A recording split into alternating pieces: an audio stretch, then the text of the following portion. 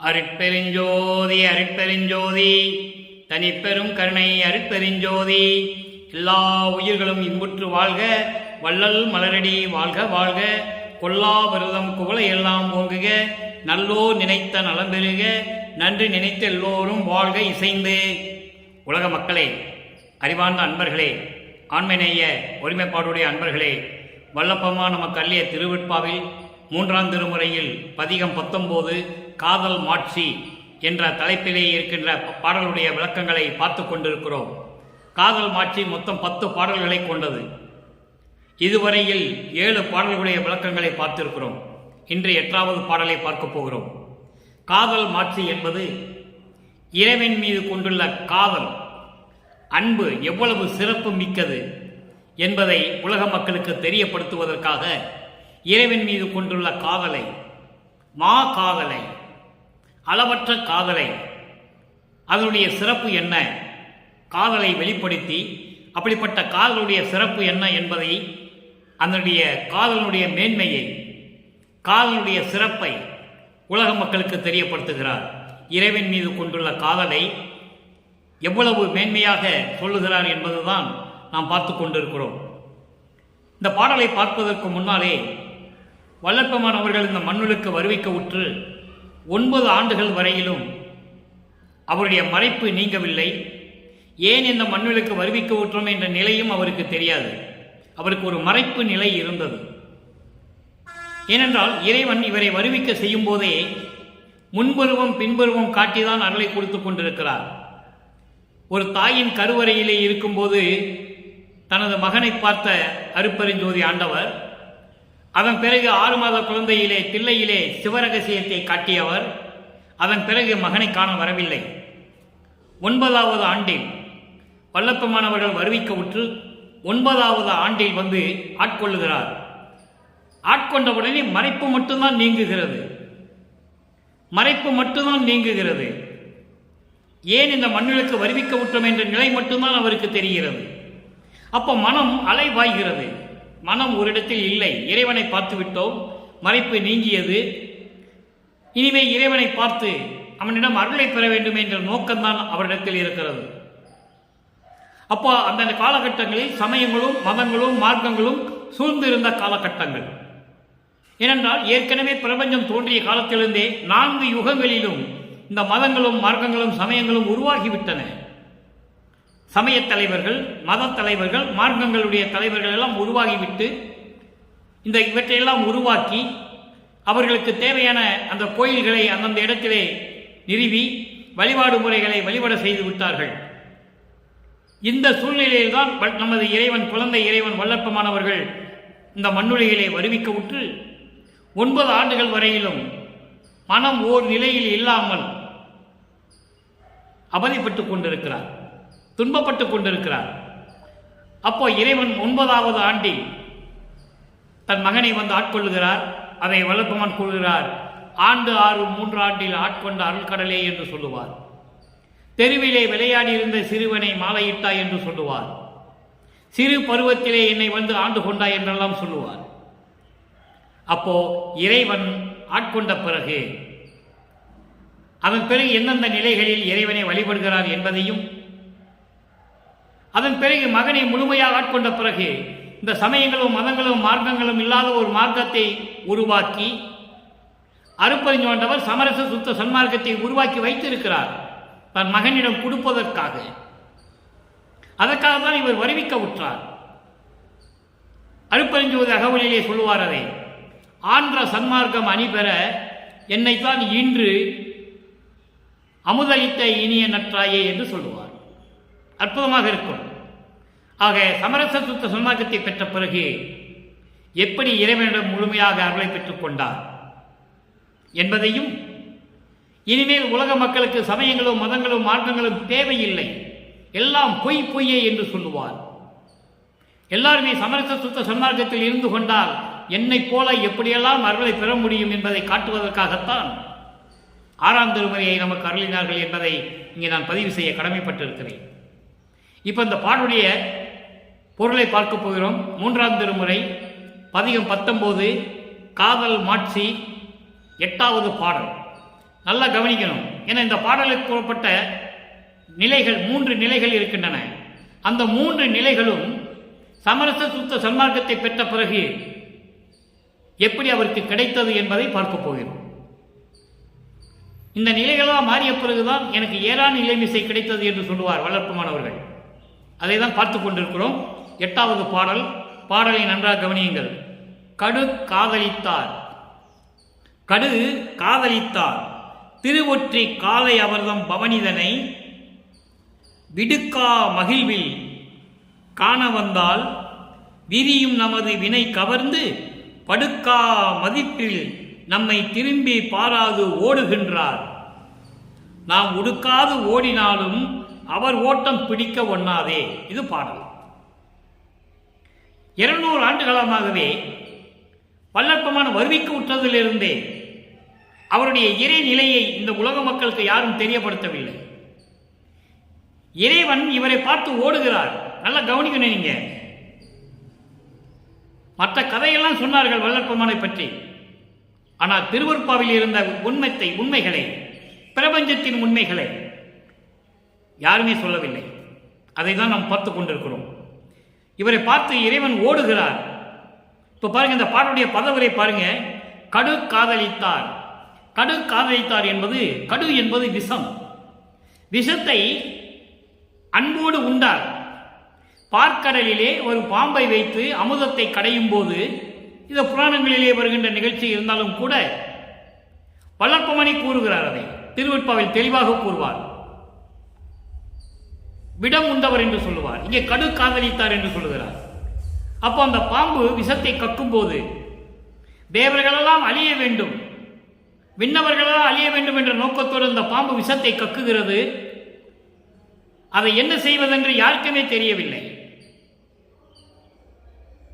சிவபெருமான் என்று சொல்லப்படுகின்ற சமயங்களிலே, மதங்களிலே சிவபெருமான் சொல்லிக் கொள்ளலாம், தவறில்லை. அதே சிவபெருமான் சமயங்களையும் மதங்களையும் மார்க்கங்களையும் விட்டு வந்த பிறகு அருப்பெருஞ்சோதி ஆகிறார். ஆதியும் அந்தமில்லா தோன்றியவன் அருப்பெருஞ்சோதி. அப்போ அவர் என்ன பண்றார்? அந்த விஷத்தை தான் எடுத்து உண்டு அந்த விஷத்தை அப்படியே சாப்பிட்டு கழுத்தை நிறுத்திக்கிறார். அதாவது கழுத்தை நிறுத்திக்கிறார். இதை வல்லப்பெருமான் இடத்துல ரொம்ப அருமையாக சொல்வார். விண்ணவர்களுடைய மாங்கல்யத்தை எல்லாம் காப்பாற்றியவர் என்று சொல்லுவார். லட்சுமி, சரஸ்வதி, ருத்திரை இவருடைய மாங்கல்யத்தை காப்பாற்றியவர் என்று சொல்லுவார். அற்புதமாக இருக்கும். அப்படிப்பட்ட விஷத்தை உண்டு கழுத்தில் நிறுத்தி கொண்டவர் திருவெற்றியூர் காளை. திருவெற்றியூர் காளை என்பது, திருவெற்றியூரில் காளை என்பது மாடு என்று சொல்லுவோம், எருது என்று சொல்லுவோம். இங்கு அப்படி அல்ல. திருவெற்றியூர் காளை என்பது அழகாக, திருவெற்றியூரிலே அழகான தோற்றத்தோடு வேகத்தோடு இருக்கின்ற இறைவனுடைய பவனிதனை. அந்த திருவிழா வீதியை நான் குறையாத மகிழ்வில், அதாவது எப்பயுமே மனசில் இருக்கிற சந்தோஷம் விலகாதபடி பேர் இன்பத்தோடு அங்கு நின்று கொண்டிருக்கிறேன். பேர் ஆசையினால், இறைவனை பார்க்க போகிறோமே என்ற ஆசையினால் அங்கு நின்று கொண்டிருக்கிறேன். எப்போ இது?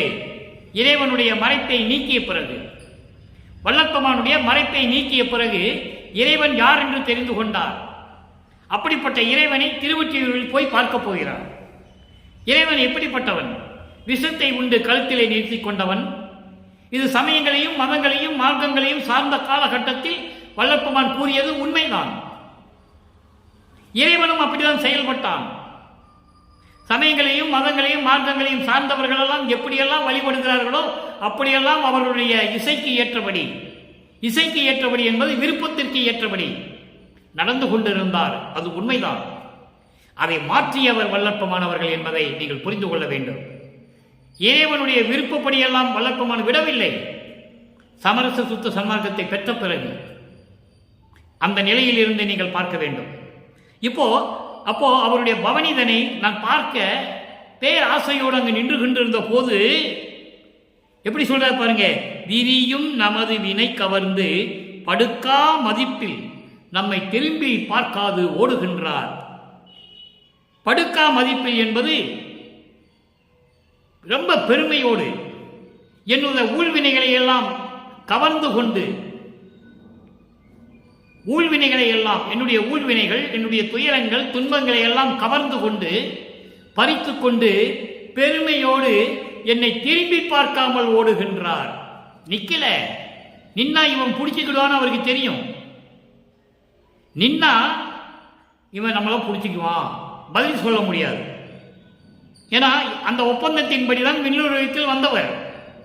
51 வருடங்கள் வரைக்கும் நீ வேஷம் மட்டும்தான் போடணும், நீ யாருன்னு தெரியக்கூடாது என்று ஒப்பந்தம் அங்கு ஏற்பட்டது. அந்த ஒப்பந்தத்தின்படி இவன் நம்மளை விடமாட்டான் என்று சொல்லி திரும்பி பார்க்காமல் ஓடுகிறான் இறைவன்.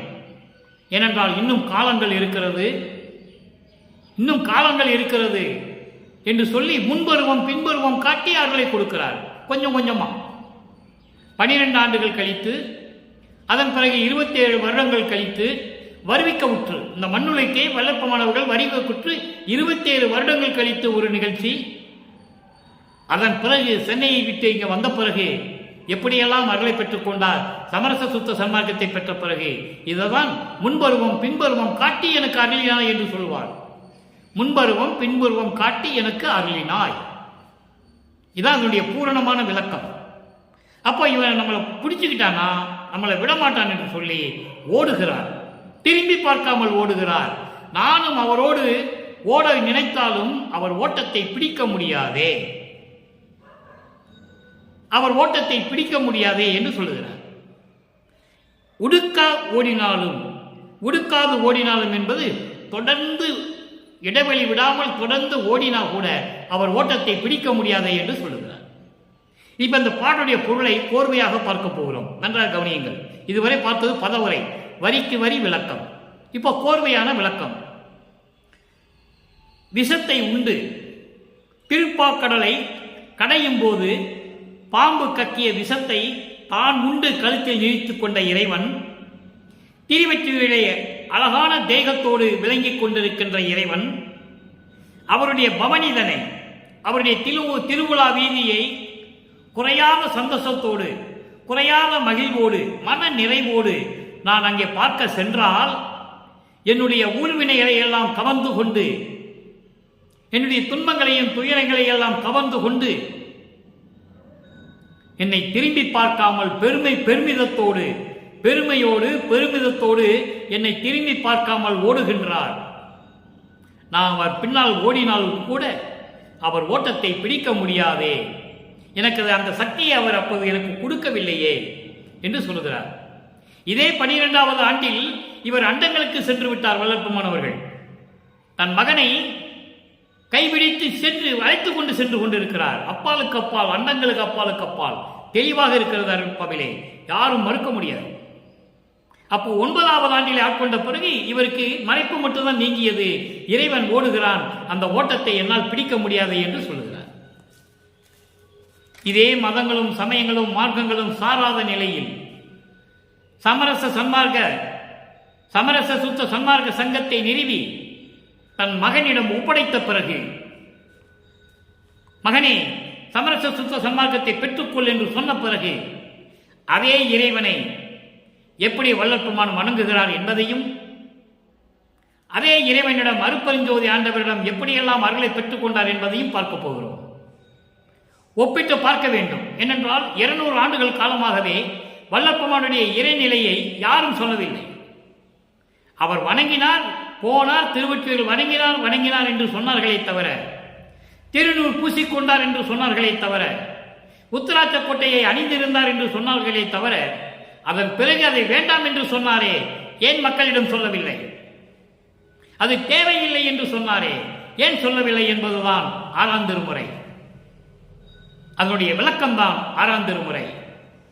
மதங்களையும் சமயங்களையும் மார்க்கங்களையும் விட்ட பிறகு இவருக்கு எப்படி அந்த ஏறான் இலசை கிடைத்தது, எப்படி கடவுள் நிலை கிடைத்தது என்பதை உலக மக்களுக்கு தெரியப்படுத்துகிறார். நீங்களும் அதே போல சமயங்களையும் மதங்களையும் மார்க்கங்களையும் விட்டு வந்தால் நீங்களும் மரணமில்லா பெருவாழ்வில் வாழலாம் என்று சொல்லுகிறார். அதை தான் பார்க்க போகிறோம், நன்றாக கவனியுங்கள். 6ஆம் திருமுறை பதிகம் 49 இறைவனை ஏத்தும் இன்பம். 3ஆம் திருமுறையிலே காதல் மாட்சியிலே 8வது பாடலிலே இன்று நாம் பார்த்த பாடலிலே இறைவனை எப்படி பார்க்கிறார்? அவருடைய பவனியை பார்க்க வேண்டும், அவரை காண வேண்டும் என்று நின்று கொண்டிருக்கிறார். இது ஒரு நிலை. கடுங்காதலித்தார் திருவொற்றியூர் காலை அவர்தம் பவனிதனை விடுக்கா மகிழ்வில் காண வந்தால், இது ஒரு நிலை. இந்த நிலையை அருட்பெருஞ்சோதி ஆண்டவரான பிறகு அதே சிவபெருமான், அதே தியாகராஜன் அருட்பெருஞ்சோதி ஆண்டவர் என்ற ஆன பிறகு, அருட்பெருஞ்சோதி ஆண்டவர் ஆன பிறகு, சமரச சுத்த சன்மார்க்கத்தை தன் மகனிடம் கொடுத்த பிறகு வல்லப்பெருமான் எப்படி கூறுகிறார் கவனிக்க வேண்டும். தத்துவம் அனைத்தும் தவிர்த்து, அற்புதமாக இருக்கும் அன்பர்களே, தத்துவம் அனைத்தும் தவிர்த்து நாம் தனித்த தருணத்தில் கிடைத்தது ஒன்று என்கோ என்று சொல்லவா? என்கோ என்று, என்கோ என்பது சொல்லுவதா என்று சொல்லுவதா?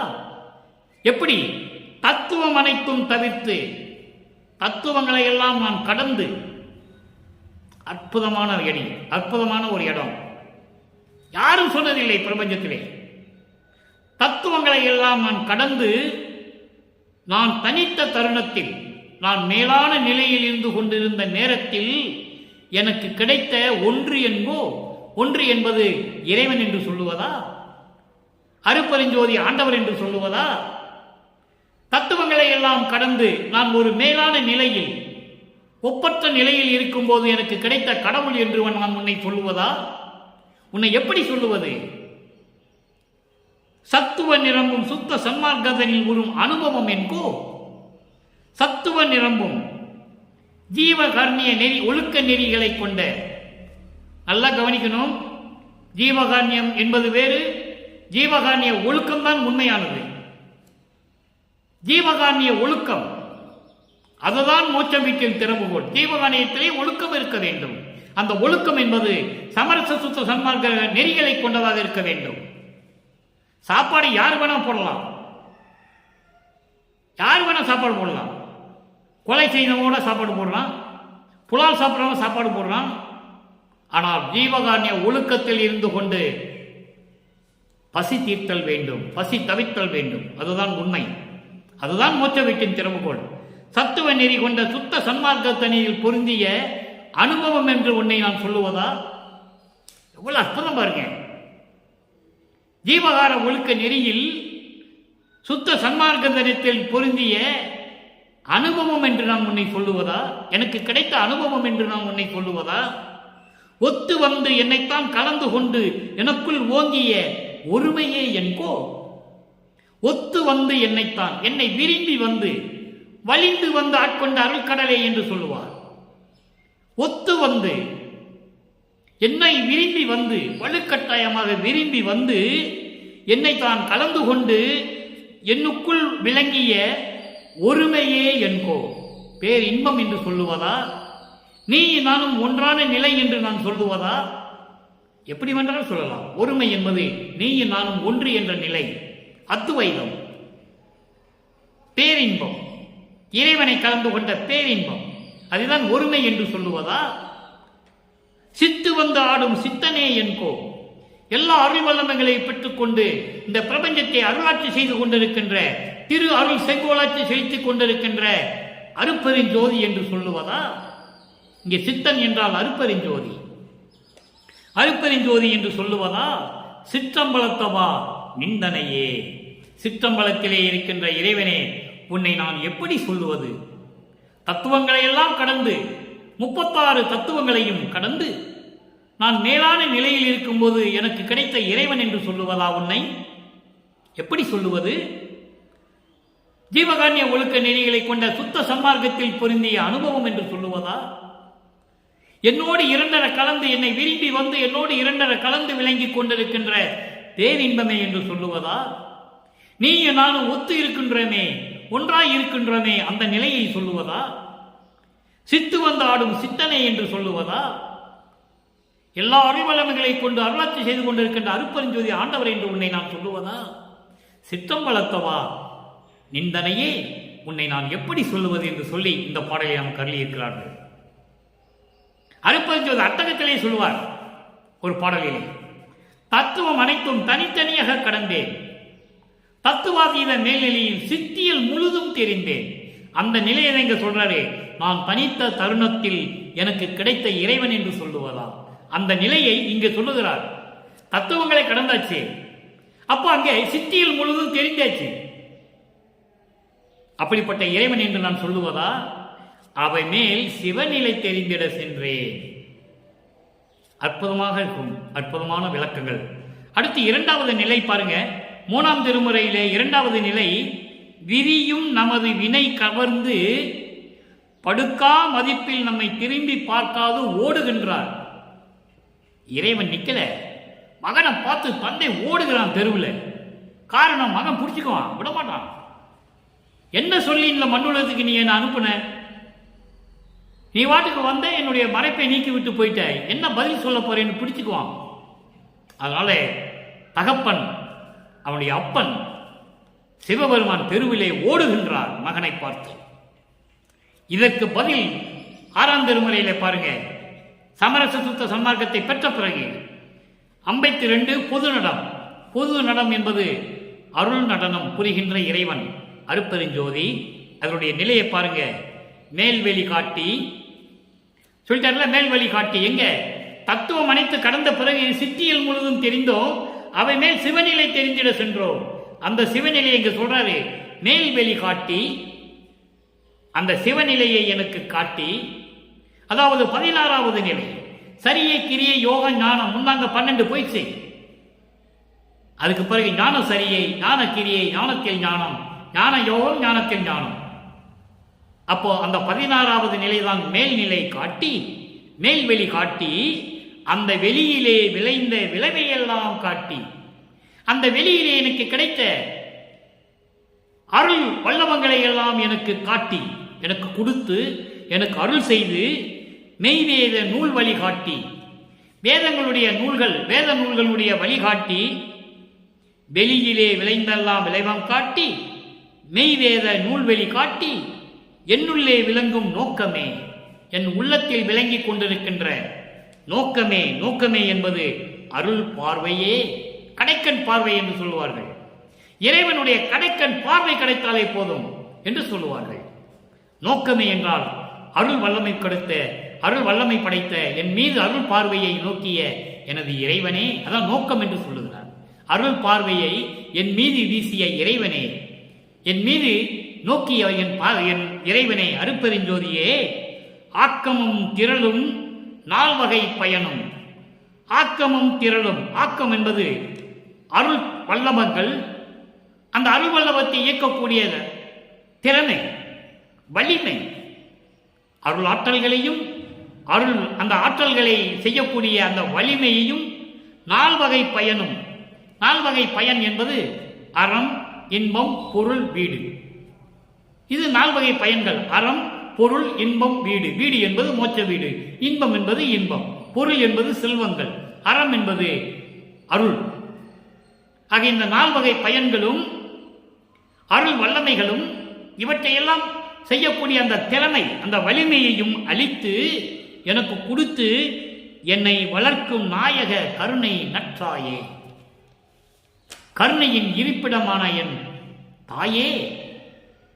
இறைவனை நற்றாய் என்று சொல்லுகிறார், நல்ல தாய் என்று சொல்லுகிறார். நல்ல தாய் என்பது தாயுள்ளம் கொண்ட இறைவன், அன்பு உள்ளம் கொண்ட இறைவன். அதைதான் நற்றாயே என்று சொல்லுகிறார். நீயே என் தந்தை அருளுடையாய், என்னை நேர்ந்து பெற்ற தாயே என்று சொல்லுவார். அற்புதமாக இருக்கும். அருட்பா அமுத கடல் சொரக்க சொரக்க எடுக்க எடுக்க வந்துகிட்டே இருக்கும். நான் ஒரு விளக்கம் சொல்லணும்னு நினைப்பேன், அந்த விளக்கத்துக்கு ஒரு விளக்கம் வரும். மக்களிடம் சொல்லிதான் ஆக வேண்டும். பாடலுக்கு மட்டும், பாடலுடைய வரிக்கு மட்டும் விளக்கம் சொல்ல வேண்டும் என்றால் 10 நிமிடத்தில் சொல்லிவிடலாம். அது நமது நோக்கமல்ல. இறைவன் என்ன நோக்கத்திற்காக திருவிழாவை மக்களுக்கு அருளினார்கள் என்பதை நினைத்து பார்க்க வேண்டும். அதன் நோக்கத்தை மக்களிடம் சொல்ல வேண்டும். கருணை நற்றாயே, போல் உயிருக்கு உயிராய் பொருந்திய மருந்தே. எல்லா உயிர்களுக்கும், போல் என்பது எல்லா உயிர்களுக்கும், உயிருக்கு உயிராய் பொருந்திய மருந்தே. மருந்தே என்பது அமுதமே. மருந்து என்பது அமுதம். இறைவனை சொல்லுகிறார், மருந்தே என்று இறைவனை கொடுப்பிருக்கிறார். அந்த மருந்து என்பது அமுதம். அமுதம் போன்ற இறைவனே, எல்லா உயிர்களுக்கும் உயிருக்கு உயிராய் விளங்கிக் கொண்டிருக்கின்ற இறைவனே, அமுதம் போன்ற இறைவனே, பொது நடம் புரிகின்ற பொருளே, பொது நடம் புரிகின்ற பொருளே. பொது நடம் என்பது அருள் நடனம் புரிகின்ற அருள் நடனம் செய்து கொண்டிருக்கின்ற பொருளே. பொருளே என்பது அருட்பெருஞ்சோதி. சத்திய ஞான சபையிலே அருள் நடனம் செய்து கொண்டு அருளாட்சி செய்து கொண்டிருக்கின்ற அருட்பெருஞ்சோதி ஆண்டவரே என்று சொல்லி இந்த பாடலை நமக்கு அருளியிருக்கிறார்கள். 3ஆம் திருமுறையுடைய பாடலுக்கு 2 நிலைகளுக்கு விளக்கம் கொடுத்தாகிவிட்டது. அடுத்து பாருங்க, உடுக்காது ஓடினாலும் அவர் ஓட்டம் பிடிக்க ஒண்ணாதே. நான் அவனோட ஓடுனா கூட அவருடைய ஓட்டத்தை என்னால் பிடிக்க முடியாது என்று சொல்லுகிறார். இங்கே இறைவனே வந்து அவர் அங்க ஓடுறாரு. சமரச சுத்த சன்மார்க்கத்தை பெற்ற பிறகு இறைவனே வருகிறார் மகனிடம். நல்லா கவனிக்கணும் நீங்க. இறைவன் வந்துதான் மகனோடு 2 கலக்கிறார். இவர் போகல. இவர் தான் சித்து விழாத்தில் குடிசையில் உட்கார்ந்துக்கிட்டாரு. எனக்கு எந்த உலகமும் தேவையில்லை. பிரம்மன் உலகம் எனக்கு தேவையில்லை. திருமால் உலகம் எனக்கு தேவையில்லை. ருத்தினுடைய உலகம் எனக்கு தேவையில்லை. விண்ணோர் வேந்தனாகிய உலகமும் எனக்கு தேவையில்லை. அவர்களுடைய வாழ்க்கையே எனக்கு தேவையில்லை. விரிப்பிலேன் மாலையேன் பதவி வேண்டி கொல் என விளிம்பினும் கொல்லேன். அவங்க அப்பா கூப்பிடுறாரு மகனை. மகனே, உனக்கு முடிசூட்ட வேண்டும், 5 தொழில்களையும் கொடுக்க வேண்டும், இந்த பிரபஞ்சத்தை நீ இயக்க வேண்டும். ஏற்கனவே பிரம்மன் திருமால் பார்த்தவர்களுடைய ஆயுள் காலெல்லாம் முடிந்து விட்டது. நீ வா, உனக்கென்று ஒரு உலகம் இருக்கிறது, அங்கே நீ அருளாட்சி செய்வாயாக என்று சொல்லும் பொழுது எனக்கு தேவையில்லை.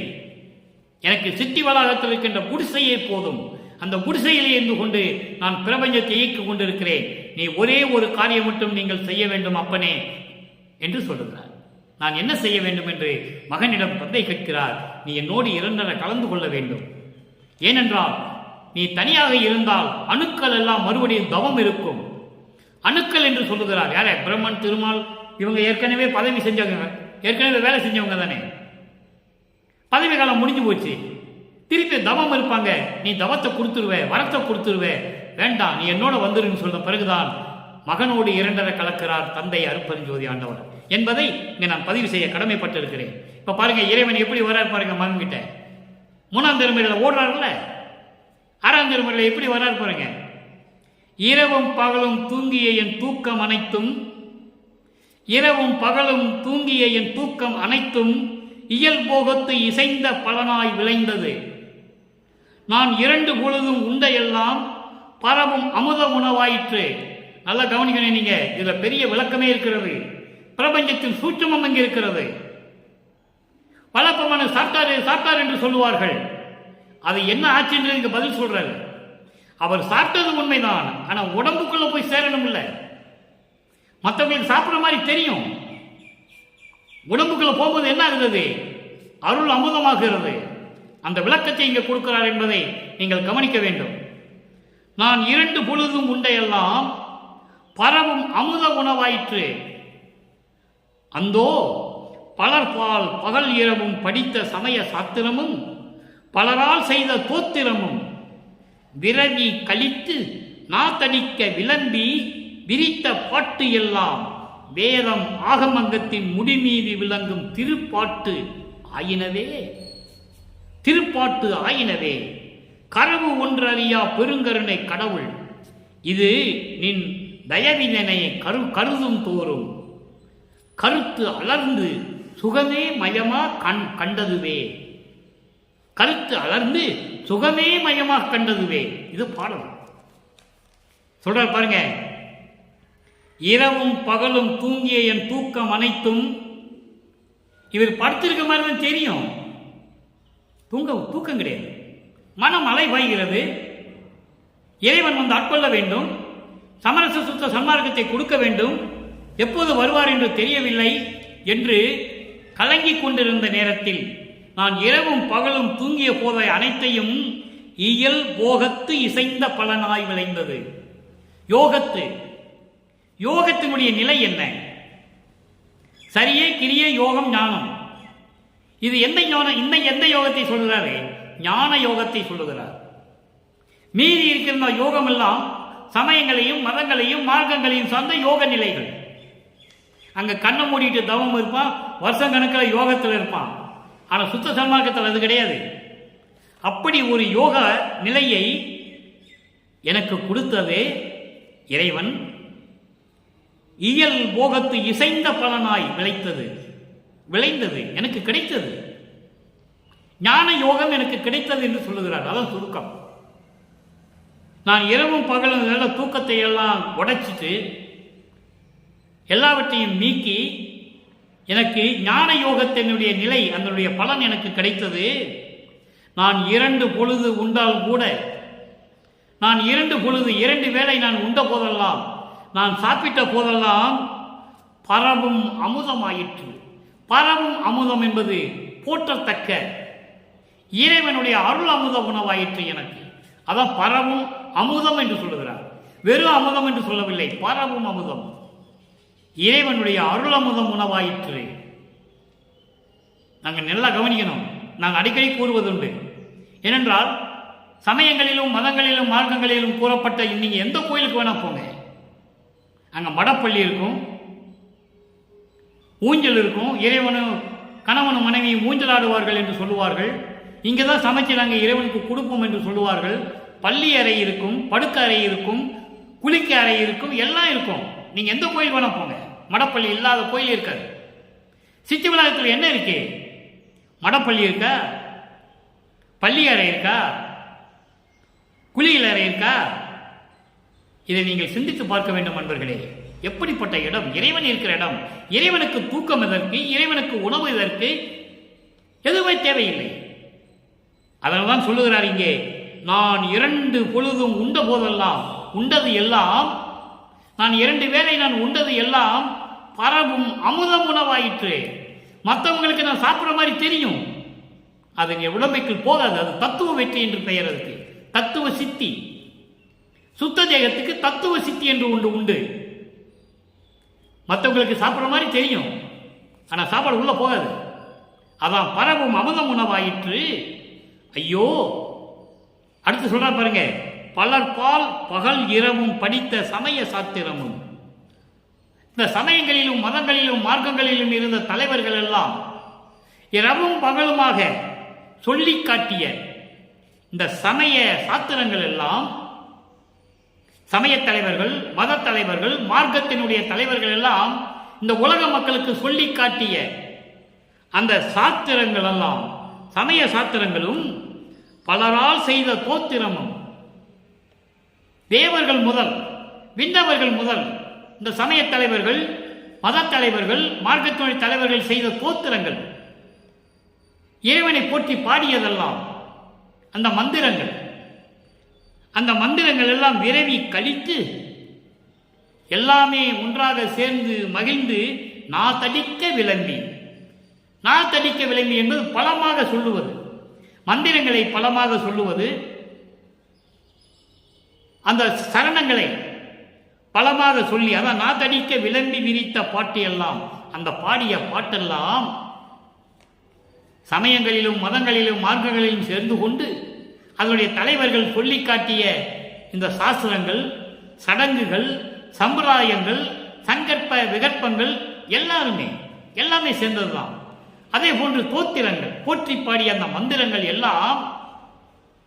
எல்லாமே கலந்து மகிழ்ந்து வாய் தடிக்க சத்தமாக பாடுறது. நீங்க சமய கோயிலுக்கு போங்க, ஐயர் பலமா சொல்லுவார் மந்திரத்தை, பலமா மந்திரத்தை சொல்லுவார். ஒன்றும் புரியாது நமக்கு, அவர் சொல்றதே நமக்கு ஒன்றும் புரியாது, ஆனா பலமா சொல்லுவாரு. அப்படி நான் தடிக்க விளம்பி விரித்த பாட்டெல்லாம், அப்படி பாடிய பாட்டு எல்லாம் வேதங்களும் ஆகமங்களின் முடிமீறி விளங்கும் திருப்பாட்டு ஆகினவே. அவர்கள் சொன்ன முடிவுகளை எல்லாம் நீக்கிவிட்டு அருள் பாட்டாகிவிட்டது. வேதங்களிலும் ஆகங்களிலும் சொல்லப்பட்ட முடிகளின் மேல் விளங்கி கொண்டிருக்கின்ற அந்த பாட்டுகள் எல்லாம், அந்த சாஸ்திர சம்பிரதாயங்கள், அந்த சடங்குகள், வழிமுறைகள், வழிபாட்டு முறைகள், தோத்திரங்கள் எல்லாருமே நீக்கிவிட்டு திருப்பாட்டு ஆயினவே. உன்னுடைய அருள் பெற்று விட்டதே, உன்னுடைய அருளை பெற்று விட்டதே, உன்னுடைய அருள் பாட்டு ஆகிவிட்டது, உன்னுடைய அருள் பாட்டு ஆகிவிட்டதே. கரவு ஒன்று அறியா பெருங்கருணை கடவுள், வஞ்சகமும் சூதமும் இல்லாத கருணை கடவுளே, இதையெல்லாம் உன் தயவினை நினைக்கும் போது, என் தயவினை கருதுந்தோறும் உன் தயவினை நினைக்கும் போதெல்லாம் கருத்து அலர்ந்து என்பது உள்ள மகிழ்ந்து சுகமே மயமாக கண்டதுவே. எப்பயும் பேரின்பமாக இருக்கின்றதே. இதெல்லாம் உன் தயவை நினைக்கும் போது உன் தயவை நினைக்கும் போது உள்ளம் மகிழ்ந்து பேரின்பமாக இருக்கின்றதே என்று சொல்லுகிறார். நண்பர்களே, இவ்வளவு அற்புதமான பாடல் பாருங்க. ஆக உங்களுக்கு நினைத்த விளக்கம் இங்கே கிடைத்து விட்டது. அவர் சாப்பிட்டாருன்னு சொல்லிட்டு இருக்காங்க 200 ஆண்டுகளமாக. சாப்பிட்டது உண்மைதான், உடம்புல போகணும் இல்லை. அதான் இங்க சொல்றாரு, நான் 2 பொழுது உண்டதெல்லாம் பரவும் அமுதம் உணவாயிற்று. அமுதமா மாறிடுச்சியா நான் உண்டதெல்லாம். எனக்கு பசி இல்லை, நான் பசித்த போதெல்லாம் தான் பசித்ததாகி எனக்கு வந்து அருளமதம் கொடுத்தார் என்று சொல்லுவார். அற்புதமாக இருக்கும். அதெல்லாம் பாடல்ல இருக்கு. இங்க கூறப்பட்ட கருத்துக்கள் அத்தனையுமே திருவிருப்பாவில் கண்ட உண்மை. ஒரு வரி கூட என சொந்த வார்த்தை கிடையாது. மக்களிடம் உண்மையை சொல்ல வேண்டும் என்பதற்காகத்தான் இறைவன் என்னை ஆட்கொண்டு அவனுடைய ஊழியனாக்கி, நான் வள்ளலார் ஊழியனாக்கி இந்த பாடலுடைய விளக்கங்களை நான் உங்களுக்கெல்லாம் நான் கொடுத்து கொண்டிருக்கிறேன் என்று சொல்லுவதில் பெரும் மகிழ்ச்சி அடைகிறேன், பேரின்பம் கொள்கிறேன். இந்த நிலை நமக்கு கிடைத்ததே என்று எண்ணி நான் பேரின்பமாக இருக்கின்றேன். ஆக நண்பர்களே, இன்று நாம் பார்த்த பாடல் ஒரு சின்ன சுருக்கம். காதல் மாட்சியிலே 8வது பாடலிலே இறைவனை பார்க்க சொல்லுகிறார். நமது குழந்தை இறைவன் வல்லப்பமானவர்கள் அங்கே இறைவனை பார்ப்பதற்காக செல்லுகிறார். 9வது ஆண்டில் இறைவன் வந்து தன்னுடைய மகனுடைய மறைப்பை நீக்கிவிட்டு சொல்லுகிறார். அவ்வளவுதான், இவருக்கு மறைப்பு நீங்குகிறது. இறைவன் யார் என்று தெரிந்து கொண்டார். இறைவனை பார்ப்பதற்காக திருவொற்றியூருக்கு செல்லுகிறார்.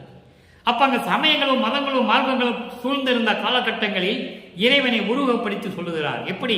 விஷம் உண்டு கழுத்தில் இழுத்துக் கொண்ட இறைவன் திருவொற்றியூரிலே அழகாக தேகத்தோடு விளங்கிக் கொண்டிருக்கின்ற இறைவன் அவருடைய பவனியை, அவருடைய திருவிழா வீதியை நான் பார்க்க சென்ற போது என்னுடைய வினைகளையும் துன்பங்களையும் துயரங்களையும் எல்லாம் நீக்கிவிட்டு என்னை பெருமிதத்துடன் திரும்பி பார்க்காமல் ஓடுகின்றார். நான் அவர் பின்னால் ஓடினாலும் அவர் ஓட்டத்தை பிடிக்க முடியாதே என்று சொல்லுகிறார்.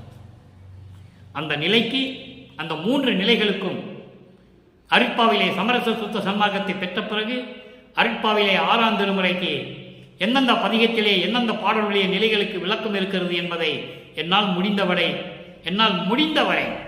இறைவனுடைய தயவாலையும் கருணையாலையும் உங்களுக்கு நான் விளக்கி கூறியிருக்கிறேன்.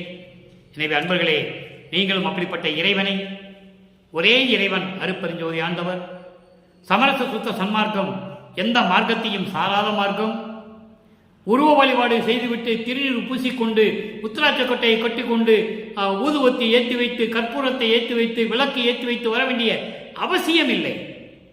மண்ணகல் விளக்கிலே தீபமேற்றி சமரச சுத்த சன்மார்க்கத்துக்குள்ள வந்துட்டா போதும். கொலையும் புலையும் தவிர்க்க வேண்டும். உயிரின் மேல் கருணை காட்ட வேண்டும். உயிர்களை கொலை செய்யக்கூடாது. ஈ முதல் யானை வரை, எறும்பு முதல் யானை வரை எல்லாமே ஒரே உயிர் தான். மாமிச உணவுகளை எடுத்துக்கொள்ளக்கூடாது.